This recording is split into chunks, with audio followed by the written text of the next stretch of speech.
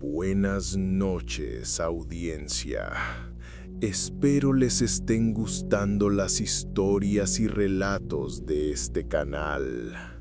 Si es así, te invito a que envíes tu historia al correo de la descripción para que sea contada en este espacio.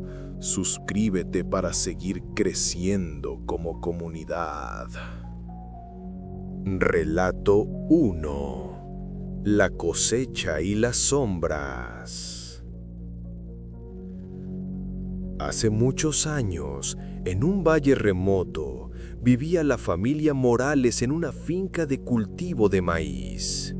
Don Francisco, su esposa María y sus dos hijos, Lucía y Mateo, trabajaban desde el alba hasta el ocaso para sacar adelante su pequeña tierra.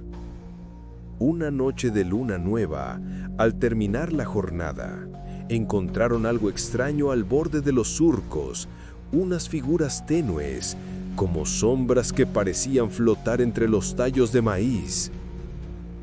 No eran animales ni personas, parecían vacíos, sin rostro, con contornos oscuros.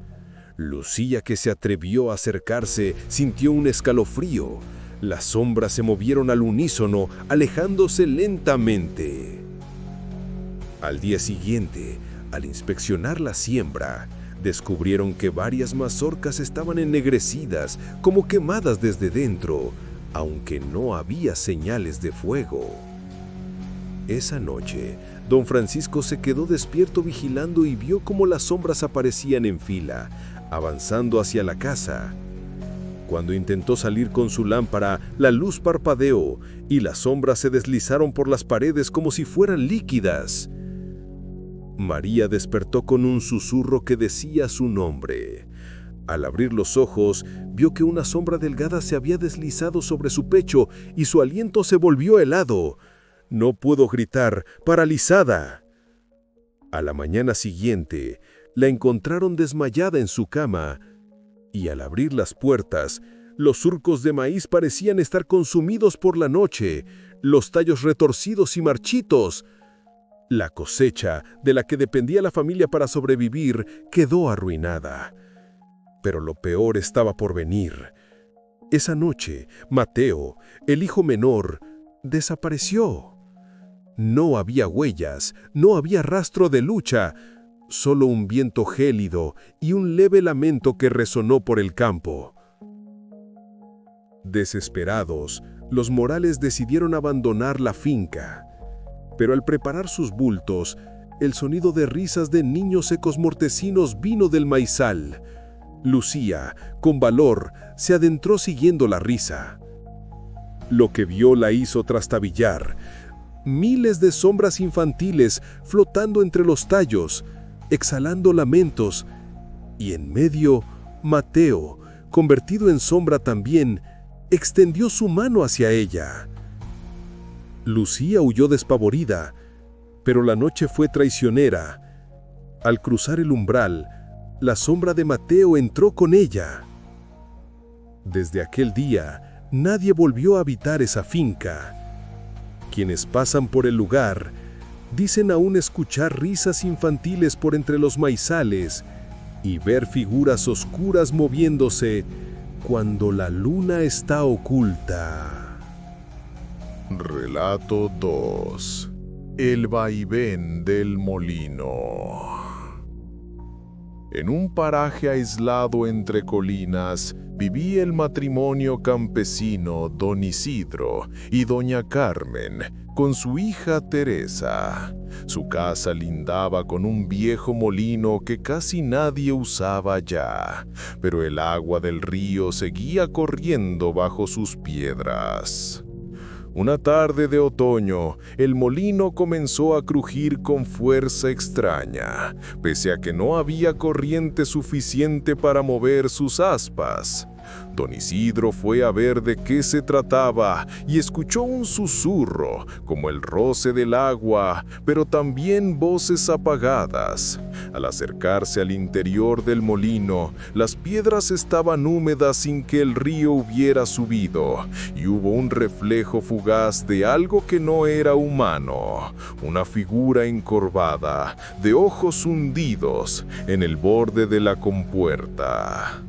Aquella noche Teresa soñó que alguien la llamaba desde el molino, con su propia voz, insistente y suave.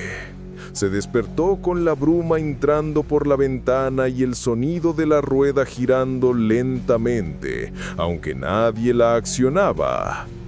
Al día siguiente encontraron agua estancada alrededor del molino, fangosa, como si hubiera crecido un pequeño lodazal nuevo.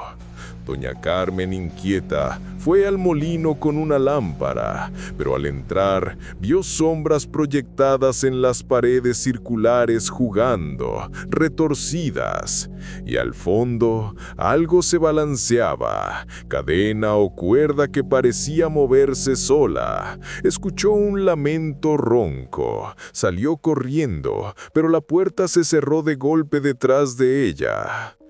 Esa noche don Isidro desapareció. La casa quedó en silencio. Teresa, sola con su madre, comenzó a oír pasos que subían las escaleras hasta el desván, risas apagadas, goteos como agua cayendo, pero la casa no tenía tuberías. Al subir para ver, la luz de su linterna osciló y vio la silueta de su padre colgando y balanceándose del techo del molino, aunque su cuerpo no era sólido, sino translúcido y húmedo, como hecho de moho y algas. Doña Carmen y Teresa huyeron al pueblo más cercano dejando atrás la casa y el molino.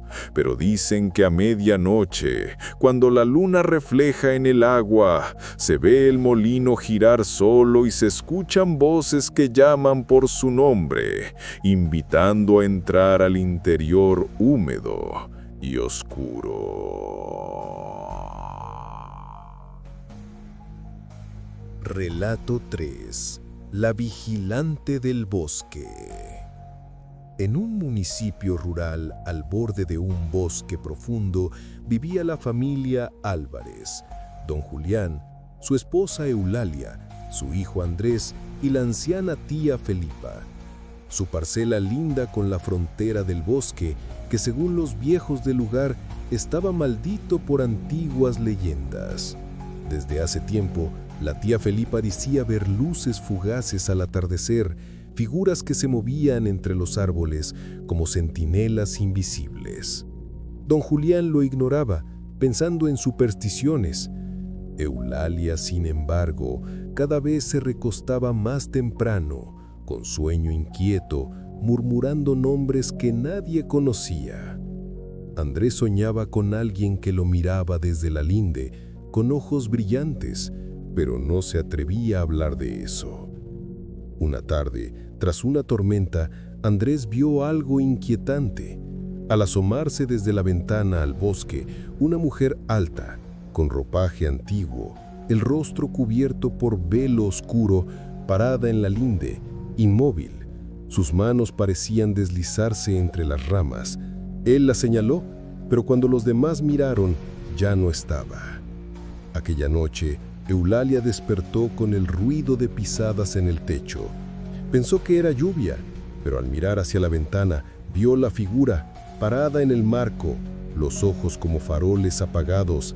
Al gritar, desapareció. Don Julián salió con una lámpara, inspeccionó la linde del bosque. No había huellas, solo ramas quebradas y un rastro húmedo que se adentraba en los árboles. Con el paso de los días, la figura regresaba al anochecer. Los cultivos junto a la linde empezaron a marchitarse, como si la presencia absorbiera vida. La tensión en la casa crecía. Eulalia dejó de dormir. Andrés ya no salía al atardecer. Felipa hablaba en voz baja de pactos antiguos. Una noche sin luna, don Julián decidió acorralar a la entidad. Armado con una antorcha, salió rumbo a la linde. Cuando cruzó el límite del bosque, el aire se volvió helado. Vio la silueta femenina avanzando, sus pies apenas tocando el suelo, su velo flotando. Julián alzó la antorcha, pero la llama vaciló y se extinguió. La figura alzó su mano. De ella brotaron raíces negras que envolvieron las piernas de Julián, lo arrastraron hacia la oscuridad. Él gritó mientras desaparecía en el bosque. Eulalia, despierta por los gritos, corrió y solo alcanzó a ver la silueta alejarse entre los árboles con Julián envuelto en sombras vivas. Andrés, aterrorizado, tomó a su madre y huyeron esa misma noche, pero al mirar atrás vieron la figura en la linde, parada, observándolos con su rostro velado. Desde entonces nadie ha vivido ahí. Se dice que la mujer vela la frontera entre el bosque y la tierra cultivada, reclamando aquello que le pertenece: vida, sangre, susurros.